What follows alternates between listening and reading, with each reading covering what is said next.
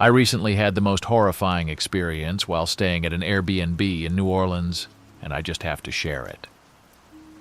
I booked a quaint, charming little house in the French Quarter, thinking it would be the perfect place to soak in the culture and history of the city.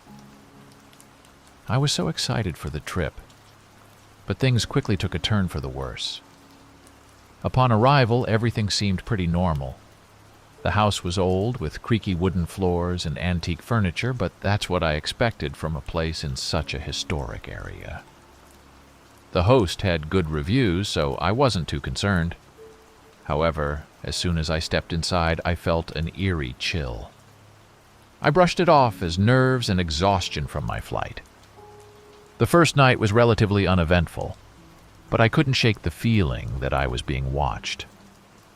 I chalked it up to my overactive imagination and the unfamiliar surroundings.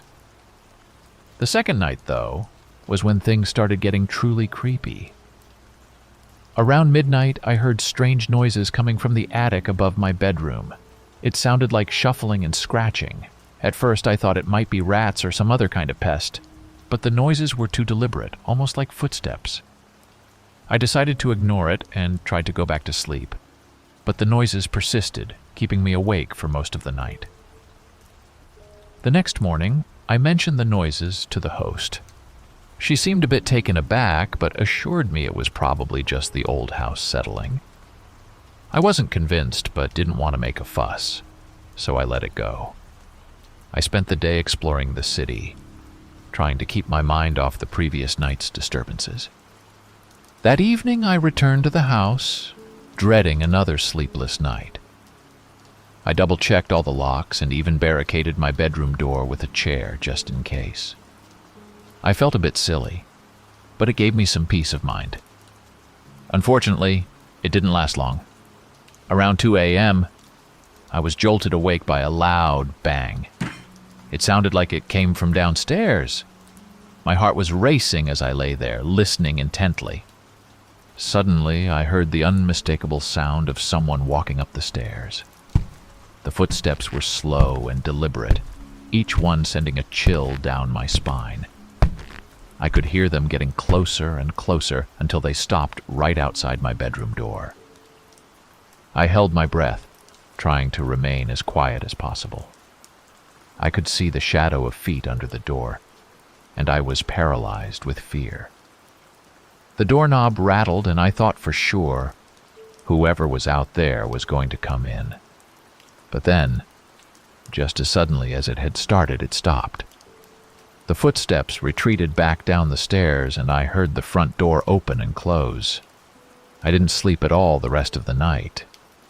As soon as the sun came up, I packed my bags and got out of there as fast as I could. I called the host and told her what had happened. She seemed genuinely shocked and apologized profusely, but I was done.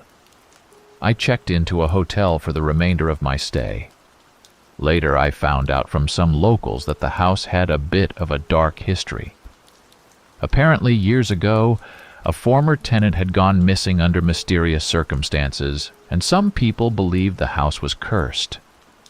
I don't know if I believe in curses, but I do know that I will never, ever stay in an Airbnb in New Orleans again. I reported the incident to Airbnb, and they promised to look into it. They refunded my stay and offered me a credit for a future booking, but I don't think I'll be using it anytime soon. I'm just grateful that I got out of there unharmed. I had an incredibly disturbing experience during a trip to Los Angeles. I booked an Airbnb in Echo Park, known for its vibrant community and scenic views. The listing was for a stylish loft in an old, renovated building. The photos looked great, and the reviews were all positive, so I felt pretty confident about my choice. When I arrived, everything seemed fine. The loft was just as described, with a cozy vibe and modern amenities. The first couple of days were uneventful. I spent my time exploring the area, enjoying the local cafes and parks. But on the third night, things started to get weird. I came back to the loft late after having dinner with a friend. As I walked up the stairs to my apartment, I noticed that the hallway light was flickering. It wasn't a big deal, but it added an eerie atmosphere to the otherwise quiet building. When I reached my door, I found it slightly ajar. I was sure I had locked it before leaving, but I convinced myself that maybe I hadn't closed it all the way in my rush. I carefully stepped inside and immediately felt like something was off. The loft was dark except for the dim light from the street lamps outside. I turned on the lights and checked every room, but everything seemed to be in place. I thought maybe the wind had pushed the door open. Still, I couldn't shake the uneasy feeling that something wasn't right. That night, I was awoken by a strange sound coming from the living room. It sounded like faint whispering and soft shuffling.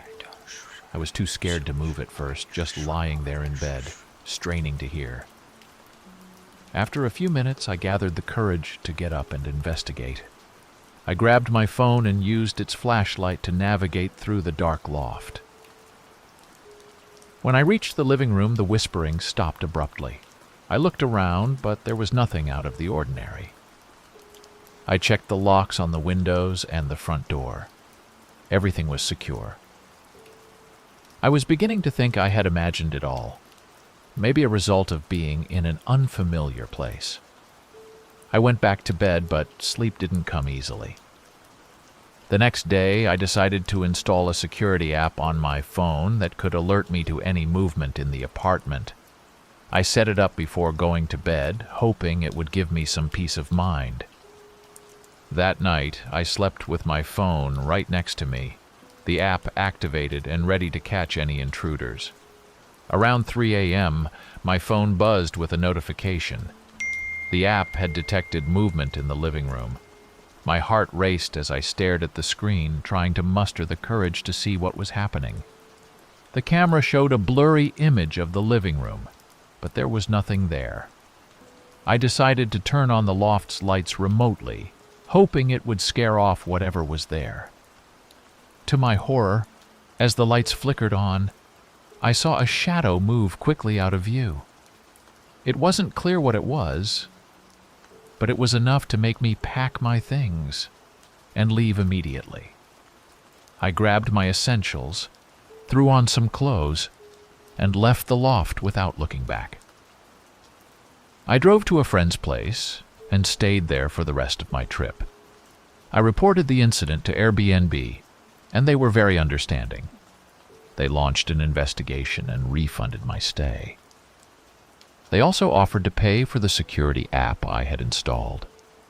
The host was contacted, but they claimed to have no idea what could have caused the disturbances. A few days later, I received a message from another guest who had stayed in the same loft before me. They had experienced similar strange occurrences and had left early as well. They mentioned that the building had a history of break-ins and that the security system wasn't very reliable. It was a terrifying experience, and it made me much more cautious about where I stay when traveling. Always trust your gut and take extra precautions, especially when staying in unfamiliar places. My trip to Austin, Texas, was supposed to be a relaxing getaway, but it turned into a nightmare I will never forget. I booked a charming cottage on the outskirts of the city, surrounded by trees and offering a serene escape from my hectic life. The pictures made it look like a perfect retreat, and the reviews were stellar. When I arrived, the cottage was just as described, quaint, cozy, and isolated. The host had left a welcome basket with local treats, and everything seemed perfect. I spent the first day lounging in the hammock outside and exploring the nearby hiking trails. That night I slept soundly, lulled by the sounds of nature. The second day, I decided to venture into downtown Austin to check out the live music scene. I returned to the cottage late in the evening, feeling blissfully tired. As I approached the house, I noticed something odd. The front door was wide open. I was certain I had locked it before leaving, but I tried to convince myself that maybe I had been careless. I cautiously entered the cottage, my phone flashlight cutting through the darkness. The interior looked untouched, but I couldn't shake the feeling that something was off. I checked every room, even the closets, but found nothing unusual. I told myself it was just my imagination and settled in for the night, double-checking all the locks before heading to bed. Around 2 a.m., I woke up to the sound of creaking floorboards. It sounded like someone was walking slowly through the living room. My heart pounded in my chest as I strained to hear more. The creaking stopped, and there was a moment of eerie silence. Then I heard it again. Soft, deliberate footsteps, heading towards my bedroom. I froze, too terrified to move. The footsteps stopped right outside my door. I could see the faint shadow of feet under the gap. I didn't know what to do. I grabbed my phone and dialed 911, whispering my location and the situation to the operator. The shadow moved away from the door, and I heard the front door creak open and close. The police arrived within minutes, but by then, whoever had been in the cottage was long gone. They did a thorough search of the property and found no signs of forced entry. The officers speculated that it might have been a transient looking for a place to sleep. They suggested I find another place to stay for the night, just to be safe. I packed my essentials and drove to a hotel in downtown Austin, still shaken by the experience. The next morning, I contacted the Airbnb host to explain what had happened. She was horrified and promised to change all the locks immediately. She also offered to refund my stay and cover the cost of my hotel. A few days later, the host called me with some unsettling news. After changing the locks, she discovered a hidden crawl space in the attic with a makeshift bed and some personal belongings.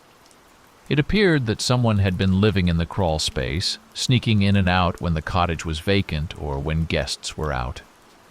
The thought of someone lurking above me, watching my every move, sent chills down my spine. I was grateful that I had trusted my instincts and left when I did. Airbnb offered their apologies and assured me they were investigating the situation thoroughly. Now, I always check for any hidden spaces and ensure all entry points are secure. While I still love using Airbnb for my travels, I'm much more cautious. Thank you for watching. If you found these stories gripping, don't forget to subscribe for more spine-tingling content. For another hair-raising tale, check out our suggested video. And if you're hungry for more eerie encounters, dive into our playlist featuring similar chilling narratives.